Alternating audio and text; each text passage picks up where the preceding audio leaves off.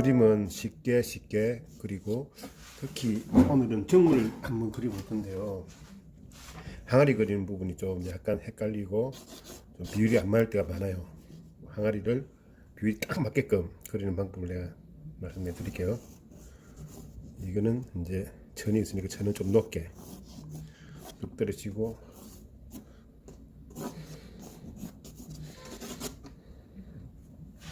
자, 항아리를 한 요 정도에 놓으려고 그래요. 이게 이렇게, 그리고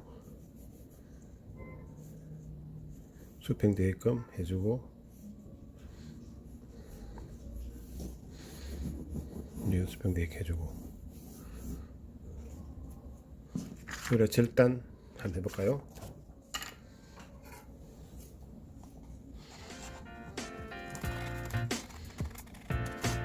어떻게 해도 자르면은 비율이 같으니까 괜찮을 거예요. 항상 우리가 항아리 그리다 보면 삐뚤삐뚤 하잖아요. 삐뚤삐뚤해지고 뭐 엉망이에요. 근데 이렇게 하면은 일단 대칭은 맞아 떨어지니까 이렇게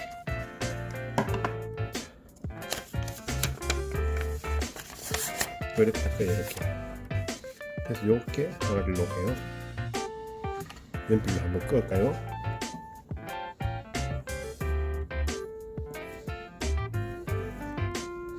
부분적으로 이렇게 해보세요. 이제 뒤에 부분은 지워주세요.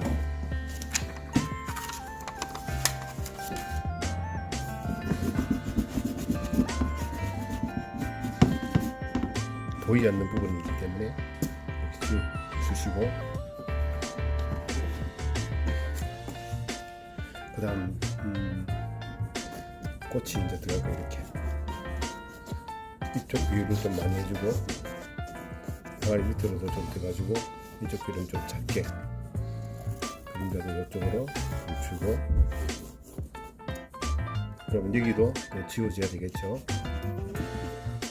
여기는 좀 단달처럼 좀 어둡게,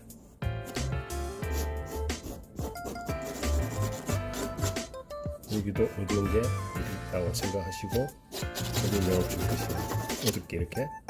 여기도 어두워야 돼요. 이렇게 흘러내가고, 여기 좀 대칭적으로 밝게. 시작할까요? 오늘은 그 빨간 꽃을 안 그려볼게요. 어두움에 붉은색을 좀 주고, 어두운색 주고, 이쪽에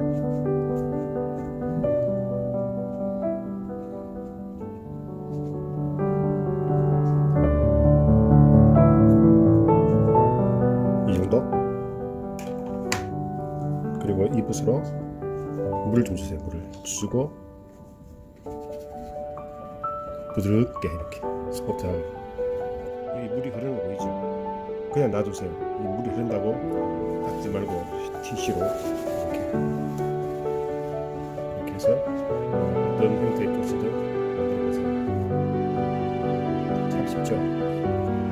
그 다음에 아까 전에 탔던 울트라마린과 오페라, 그리고 화이트,